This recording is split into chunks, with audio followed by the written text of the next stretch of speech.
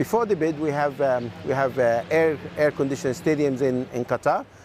Said Stadium is one of them, so it was Mark 1 for us, and we learned a lot of things. We've done computer simulations, so this, before we went and we finalized the design, we put the stadium in a virtual environment, which is the computer, and we simulated every second for the last 30 years, the weather file for Doha, and we saw the amount of cooling, which areas with the stadium would be affected, and after that we printed the stadium using three-dimensional printers, and we put it in a wind tunnel, and again we looked at how the plan form of the stadium externally will affect the inside of the stadium. Now, we've just walked into this area here where it's very cold and windy. Tell me about the technology that you're using. So these nozzles, they're designed to channel the distance between the end of the nozzle and the start of the field of play.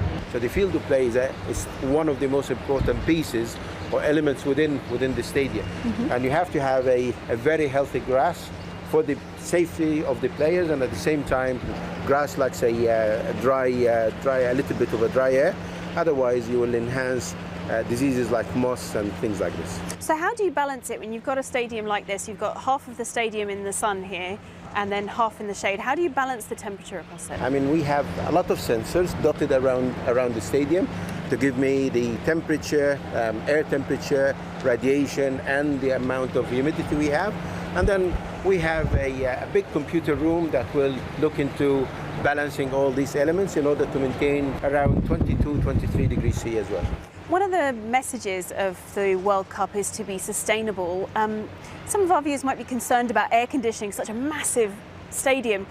How do you balance the sustainability with that? It's a valid concern. We're not cooling the whole stadium, we're only cooling a small boundary layer at the top of the grass and at the top of spectators, and this air is all the time recycled. It's not like I'm pulling air from 40 degrees C or 42 degrees C and push it back into the stadium.